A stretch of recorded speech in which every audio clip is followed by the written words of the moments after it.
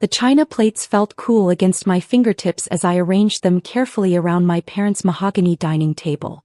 Through the kitchen doorway, I could hear Mom's voice carrying that particular tone, the one she reserved for explaining away disappointments. "Yes, Rebecca's here," Mom said into her phone, her voice dropping to what she probably thought was a whisper but carried perfectly into the dining room. "She's between opportunities right now. You know how the job market is these days." I set down the last plate and moved to the silverware drawer, letting the familiar rhythm of preparation calm the tightness in my chest. The annual Chin family reunion. 3 years ago I'd dreaded it.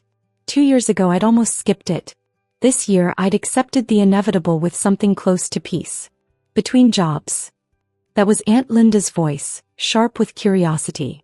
Still, wasn't she between jobs last year too? "It's complicated," Mom said, her discomfort palpable even from the next room. "The economy, you know. She's very particular about what she wants to do." I folded napkins into neat triangles, muscle memory from 1,000 family dinners taking over. Let them think what they wanted. The truth was so far beyond their understanding that explanation felt pointless. My sister Jessica breezed through the front door in a cloud of expensive perfume and designer confidence. Her heels clicked against the hardwood with the assured rhythm of someone who'd never questioned their place in the world. "Is she actually helping?" Jessica asked, not bothering to lower her voice. "Or just pretending to be useful?" "Jessica, please," Mom said, but there was no real reproach in it. I emerged from the dining room with a stack of serving bowls. Jessica looked me up and down, taking in my simple jeans and unmarked sweater with barely concealed disdain. "Still dressing like you shop at thrift stores, I see," she said, examining her manicured nails. "Some things never change." "Some things don't need to," I replied evenly, moving past her toward the kitchen. "That's the spirit of a chronic underachiever right there," Jessica called after me. "Just accept mediocrity and call it authenticity." Dad appeared from his study, already in his reunion mode, jovial, expansive, ready to show off his successful family to the assembled relatives. His smile faltered slightly when he saw me. "Rebecca. Good you're here early." He paused, choosing his words carefully. "Listen, when people ask what you're doing these days, maybe just say you're consulting. It sounds better than nothing." "I'm not doing nothing, Dad." Right. Your little projects." He waved his hand dismissively. "But to people who don't understand it might sound like unemployment. We don't want them to worry." "Worry about what?" "About you." He said it gently, the way you'd speak to someone who couldn't grasp simple concepts. "About whether you're okay. Whether we failed as parents somehow." Jessica laughed from the living room. Too late for that question. The doorbell rang, signaling the arrival of the first relatives.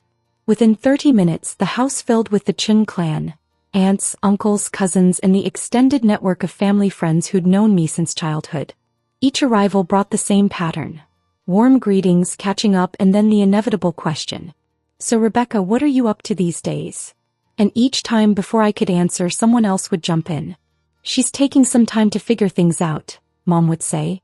"Still exploring her options," Dad would add. "Between opportunities" became the recurring euphemism. I watched Jessica work the room like a campaign event, her recent promotion to senior marketing director at a major firm serving as her conversation centerpiece. She'd position herself near me deliberately, creating contrast. "It's such a demanding role," Jessica was telling Uncle Robert and Aunt Mary. "But seeing campaigns go national, having that kind of impact, it's worth the 70-hour weeks." She glanced at me. "Though I suppose not everyone's cut out for that kind of pressure." "Rebecca always was more low-key," Uncle Robert said diplomatically. "That's one word for it," Jessica murmured, just loud enough. "Cousin David joined our cluster, fresh from closing a major real estate deal. The thing about success," he announced, "is that you have to be willing to take risks. Too many people play it safe and wonder why nothing happens." "Exactly," Jessica agreed. "Some people are just afraid of real responsibility." I excused myself to check on the food, ignoring Jessica's triumphant smile. In the kitchen I found Aunt Linda and Mom in deep conversation. "Have you thought about suggesting something concrete?" Aunt Linda was saying. "Even just part-time retail to start? It would give her structure." "We've tried," Mom said wearily. "She just talks about her work, but nothing ever seems to come of it." I think she might be depressed. Oh, honey. Aunt Linda touched Mom's arm sympathetically. That's so hard. Has she seen someone? She won't admit there's a problem. I cleared my throat and they both jumped slightly. The pity in their eyes was worse than Jessica's contempt. Rebecca. We were just discussing my apparent psychological crisis. I finished, opening the oven to check the roast. I heard. We're worried about you, Mom said, her voice catching. It's been 3 years since you left that job and you're not. Not what you expected, I supplied. I know. Back in the living room, the reunion was in full swing. Jessica had gathered an audience for what was clearly going to be another performance. The thing is, she was saying, in my position I network with incredible people. Just last week I had lunch with a Forbes 30 Under 30 recipient. Now that's the kind of company successful people keep. Jessica's always been ambitious, Aunt Mary said proudly. Not everyone has that drive. Some people are followers, some are leaders, Cousin David added. Nothing wrong with being ordinary. I sat down on the periphery of the group, content to let the conversation flow around me. Let them have this. What did it cost me really to be their cautionary tale? Where's Rebecca working now? This from Uncle James, who just arrived. The room went quiet for a beat. Jessica's smile turned sharp. Rebecca's on a bit of a sabbatical, Dad said carefully, taking time to reassess her goals. For 3 years. Uncle James looked genuinely concerned. Some people are late bloomers, Jessica said sweetly. Though at 32, you do have to wonder when the blooming starts. Laughter rippled through the group, not quite cruel but not quite kind either. At least she helps with family events, Mom said, trying to find something positive. She's very good at setting tables. More laughter, gentler this time but somehow worse for its sympathy. Cousin David leaned back in his chair, warming to the topic. You know what Rebecca's problem is? No vision. Success requires seeing the big picture, taking strategic risks. Some people just think too small. Or don't think about career at all, Jessica added. Some people are content just existing. Nothing wrong with simple living, Aunt Linda offered, but it sounded like consolation for a terminal diagnosis. The conversation moved on, but the damage was done. I was the official family failure, the cautionary tale, the proof that potential didn't guarantee results. They'd assigned me that role and nothing I could say would change the narrative they'd constructed. Dinner was announced and we all migrated to the dining room, the same room where I'd laid out those plates hours ago. I ended up seated between Aunt Mary and Uncle Robert, both of whom treated me with the careful kindness reserved for the fragile. So Rebecca, Uncle Robert said as we passed dishes, what do you do with your time these days? Hobbies? Interests? I work actually. Jessica snorted from across the table. On what? Your imaginary projects. I consult, I said simply. Consult. Jessica drew out the word mockingly. On what exactly? How to avoid employment. Jessica, Dad said, but his tone lacked conviction. No, I'm serious, Jessica continued. If Rebecca's working, why does she never talk about it? Why are there no business cards, no website, no evidence of this mysterious career?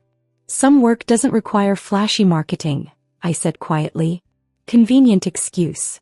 Jessica turned to the table at large. Isn't that what all unemployed people say? That they're consulting or between opportunities? It's code for I gave up. That seems harsh, Aunt Mary said, but she was looking at me with that pitying expression again. Is it harsh to tell the truth? Jessica shot back. Look, I love my sister. But at some point we have to stop enabling this fantasy that she's got some secret successful life. She's unemployed. She has been for years. And the longer we all pretend otherwise, the longer she stays stuck. The table went silent. All eyes turned to me, waiting for a defense, a breakdown, something. I took a sip of water. May I have the potatoes, please? Jessica threw up her hands. See? This is what I mean. No ambition. No fight. No nothing. Dad changed the subject to Uncle James's new boat, and dinner proceeded with forced normalcy. But I'd been categorized now, officially filed under family concern with a side of disappointing child. After dinner, while I was clearing plates, I overheard Cousin David talking to a group in the living room. The economy's tough, sure, he was saying, but winners find a way. They network, they hustle, they make things happen. The people who fail are the ones who give up and make excuses. Rebecca's not even making excuses anymore, Jessica added. She's just accepted being a loser. Don't use that word, Mom said but weakly.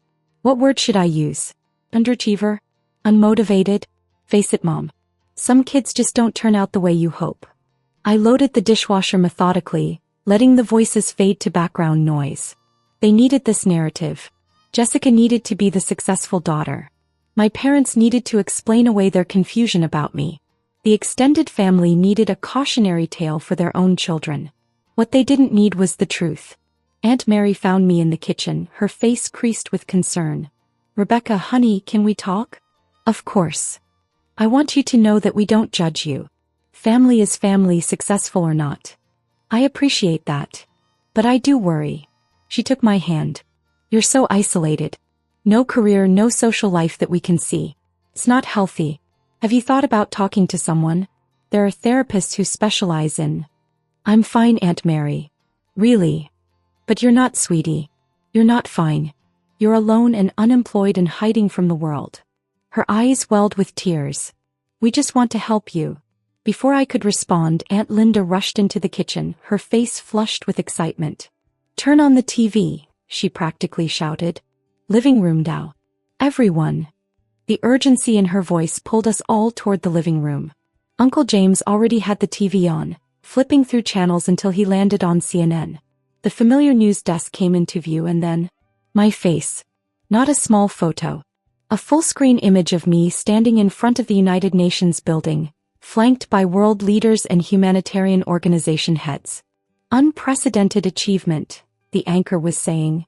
At just 32 years old, Dr. Rebecca Chin has revolutionized global health infrastructure in developing nations, creating sustainable systems that have provided clean water and medical access to over 50 million people across 3 continents.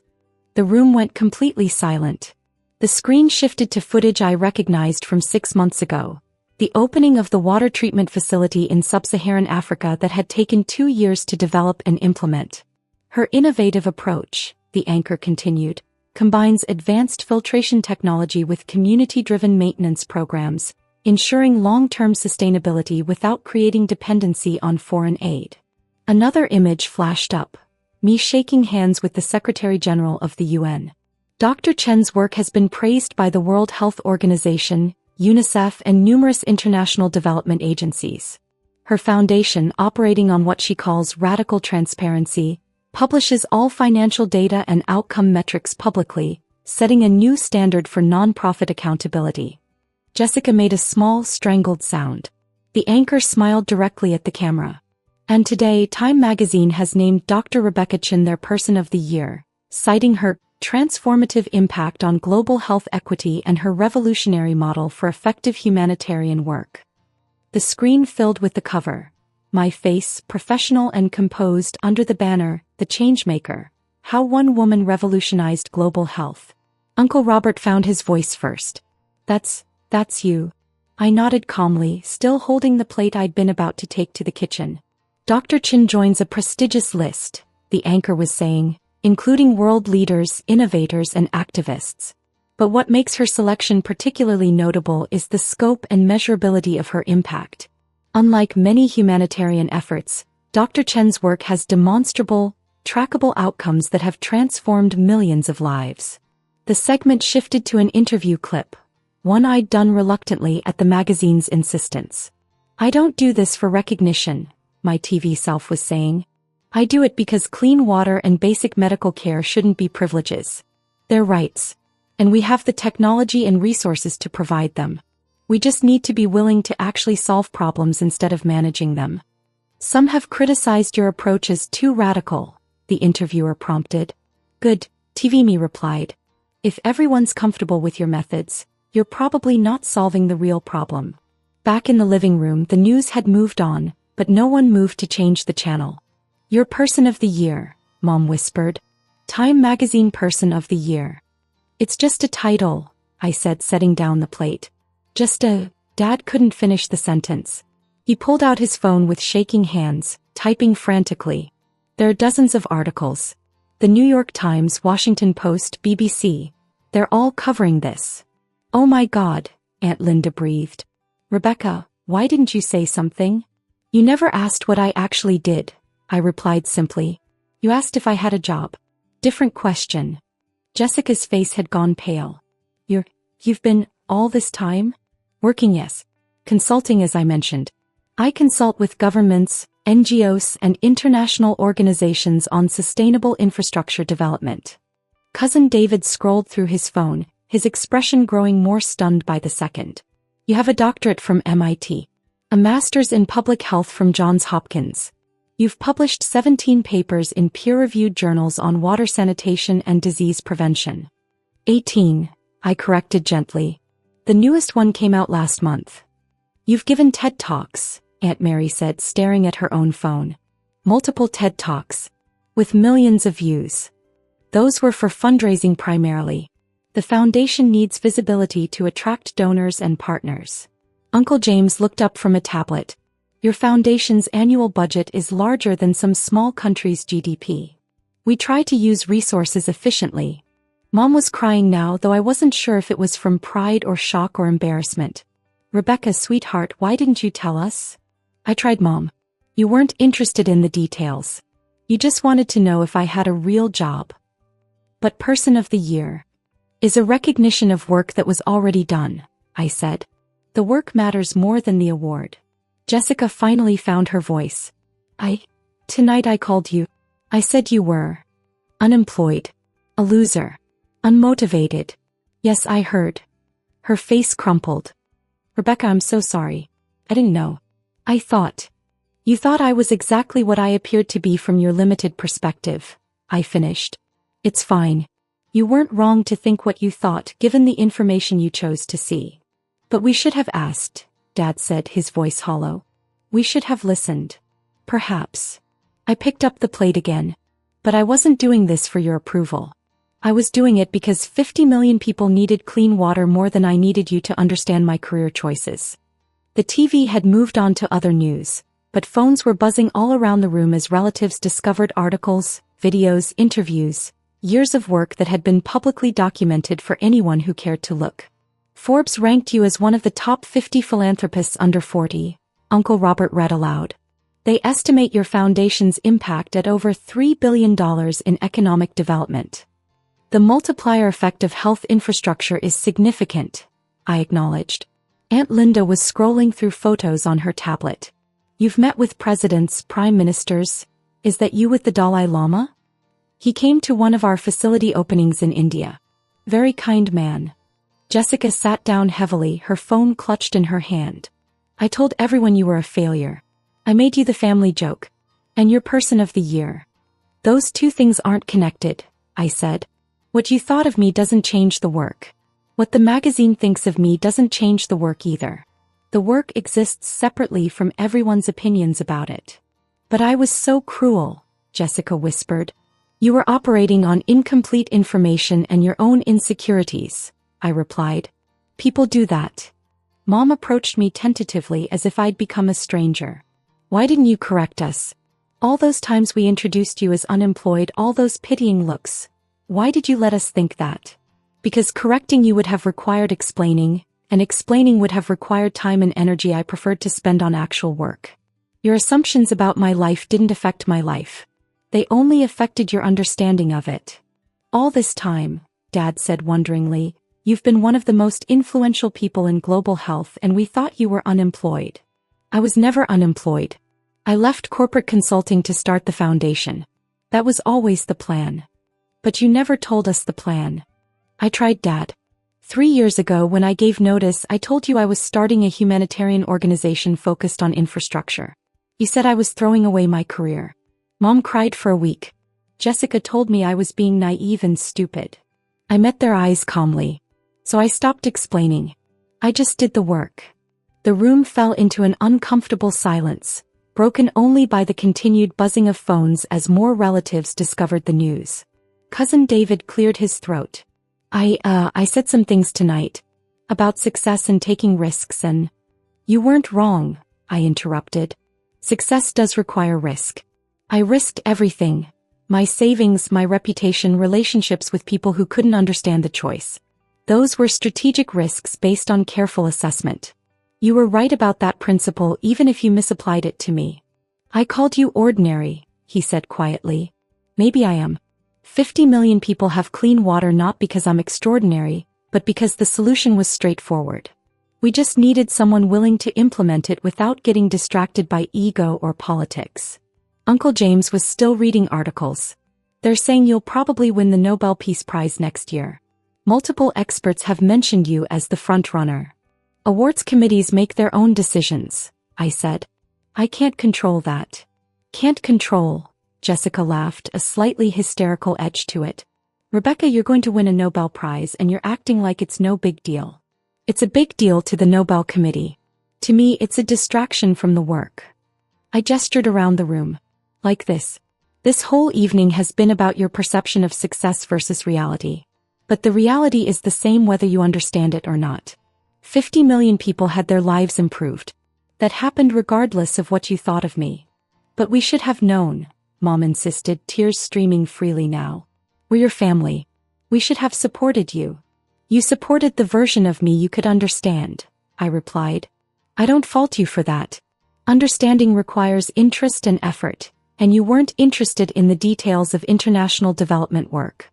You wanted me to have a recognizable career. When I didn't, you categorized me as failed and moved on. Aunt Mary was crying too now. I told you to get therapy. I said you were depressed and hiding from the world. I am hiding from the world, I agreed. From this world where success is measured by job titles and social media presence. I prefer the world where success is measured by water quality tests and infant mortality rates. The front door opened and more relatives arrived, late arrivals who hadn't been there for dinner. Aunt Linda immediately thrust her phone at them. Look, Rebecca's Person of the Year. The new arrivals went through their own version of shock and disbelief, pulling up articles and videos, trying to reconcile the quiet woman in jeans with the global humanitarian leader on their screens. Uncle Chin, the family patriarch, arrived last. At 83, he'd seen generations of family drama with philosophical detachment. He looked at me, then at the assembled relatives with their phones, then at the TV still displaying news coverage. Let me guess, he said dryly. You all spent the evening telling Rebecca she was a failure, and now you've discovered she's more successful than everyone here combined? Uncle Chin, Dad started. Don't. The old man waved his hand dismissively. I saw this coming 3 years ago. Rebecca has her grandmother's eyes. That woman rebuilt a village after the war with nothing but determination and intelligence. I knew Rebecca would do something similar. He approached me, his weathered face creasing into a smile. Person of the Year. Your grandmother would be proud. Thank you, Uncle Chin. Though I suspect you don't care much about the title. The title helps with fundraising, I admitted. Donors like supporting award-winning organizations. So in that sense it's useful. He laughed, a deep rumbling sound. Always practical. Yes, very much like your grandmother. He turned to the room at large. You want to know why you didn't see this? Because you were looking at Rebecca and seeing your own definitions of success. You wanted her to fit your understanding of achievement. She refused to shrink herself to match your limited vision. We just wanted her to be happy, Mom protested weakly. She is happy, Uncle Chin replied. She's just happy doing things you didn't value enough to notice. Jessica had been silent for several minutes, scrolling through article after article. There are profiles of you in every major publication. Forbes, Fortune, The Economist. They all call you a visionary. They call me what serves their narrative, I said. I'm not a visionary. I'm a problem solver who happened to solve a big problem. You've been invited to speak at the World Economic Forum, Cousin David read. You turned them down. 4 times, I confirmed. Those conferences are where people talk about solving problems. I prefer to spend that time actually solving them. Aunt Linda approached tentatively. Rebecca, I need to apologize. I was so condescending, so presumptuous. You were concerned, I interrupted. Misguided but concerned. I don't hold it against you. But I treated you like a charity case. You are a case for charity, Uncle Chin interjected. Just not the kind you thought. Rebecca showed you charity by not embarrassing you with the truth until you forced the issue. The evening devolved into a strange reception where relatives who'd pitted me hours ago now tried to process their whiplash. Some apologized profusely. Others tried to claim they'd always known I was destined for greatness. A few, like Uncle Chin, simply accepted the revelation and moved forward. Jessica cornered me in the kitchen while I was finally washing those dishes. "I don't know what to say," she began. "Then don't say anything," I suggested gently. "I built my entire identity around being the successful daughter. And it turns out I'm not even close to your level. We're not in competition, Jessica. Aren't we? Wasn't that the whole point of tonight? You letting me mock you, letting everyone pity you, and then revealing your person of the fucking year." "The point of tonight," I said carefully, "was having dinner with family. The time announcement happened to coincide with the reunion. I didn't plan some dramatic reveal. But you could have told us before. You could have prevented all of this." "Prevented what? You being honest about your opinions? Everyone revealing how they really saw me." I dried a plate slowly. "This wasn't punishment, Jessica. This was just reality. You thought I was a failure because that's what you needed to think to feel successful. The magazine naming me Person of the Year doesn't change who I've been for the last 3 years. It just changes your perception." He was crying now, makeup running. "I'm so ashamed." "Don't be. Be curious instead." I handed her a dish towel. "Be curious about why you needed me to be less than you. Be curious about what success actually means beyond titles and salaries. Be curious about what you might be missing when you judge people by surface appearances. How are you so calm about this?" "Because I knew who I was before tonight and I'll know who I am tomorrow. External validation doesn't change that." I glanced at her. "Does it change you?" He thought about that. "I don't know. Maybe it should." Later, as the reunion was winding down, various relatives approached with requests. Could I get them into exclusive events, introduce them to important people, help with their causes? I deflected politely, offering foundation contacts for legitimate charitable interests but maintaining firm boundaries. Mom found me putting on my coat to leave. "Don't go yet," she pleaded. "We need to talk about this properly. We just did for 3 hours. But I still don't understand. Why hide this from us?" "I didn't hide it, Mom. It was all public information. Multiple articles, speeches, the foundation website. It was all there for anyone who wanted to look. You just never looked because you'd already decided what my story was. That's not fair." "It's completely fair," I said, not unkindly. "You wanted me to have a conventional career you could brag about to relatives. When I chose differently, you stopped listening. You're not unusual in that. Most people do the same thing." Dad joined us in the foyer. "What happens now?" "Now I go home, prep for tomorrow's video conference with the Kenyan Health Ministry and continue my work. Same as always." "But everything's changed," he insisted. "Nothing has changed except your awareness. The work was happening before tonight. It'll happen after tonight. Your understanding of it is irrelevant to its existence." "That's harsh, Rebecca." "It's honest." I opened the door. "You're my family and I love you. But I can't live my life seeking your approval or fearing your judgment. I tried that for years and it was exhausting. So I stopped. I chose the work over your comfort. That was the right choice for me and for the 50 million people who benefited from it." "When can we see you again?" Mom asked, her voice small. "Next reunion probably. Unless there's a birthday or holiday. But we want to be part of your life." "You are part of my life," I said gently. "You're just not the center of it. The work is the center. You can either accept that and engage with who I actually am, or you can continue to be disappointed that I'm not who you wanted me to be. Either way, I'll still love you and I'll still do the work." I left them in the doorway, looking smaller somehow than they had at the start of the evening. Uncle Chin caught me at my car. "You handled that well," he said. "Did I? I feel like I broke something tonight." "You broke their comfortable illusions. That needed breaking." He patted my shoulder. "Your grandmother used to say, the people who love you for who they think you are will struggle when they meet who you actually are. Tonight they met you. Give them time to adjust. And if they don't adjust, then you continue being who you are and they continue being who they are and you love each other from that honest distance." He smiled. "It's not ideal, but it's real. And real is better than pretend." I drove home through quiet streets, my phone buzzing periodically with messages from relatives. Some apologetic, some congratulatory, some confused. I'd answer them eventually in my own time, with the same patient honesty I'd shown tonight. The work would continue. It always did. Tomorrow there would be meetings about the sanitation project in Bangladesh, grant applications for the medical access program in rural India, and follow-up data from the water systems in Ethiopia. None of that changed based on magazine covers or family opinions. But tonight had clarified something I'd suspected for years. Validation from others was irrelevant to doing meaningful work.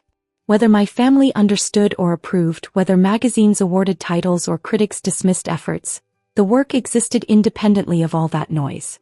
50 million people had clean water because I'd chosen to solve a problem rather than manage perceptions. That would remain true whether Time magazine named me Person of the Year or whether my family thought I was unemployed. The work was the point. It always had been. Everything else was just commentary.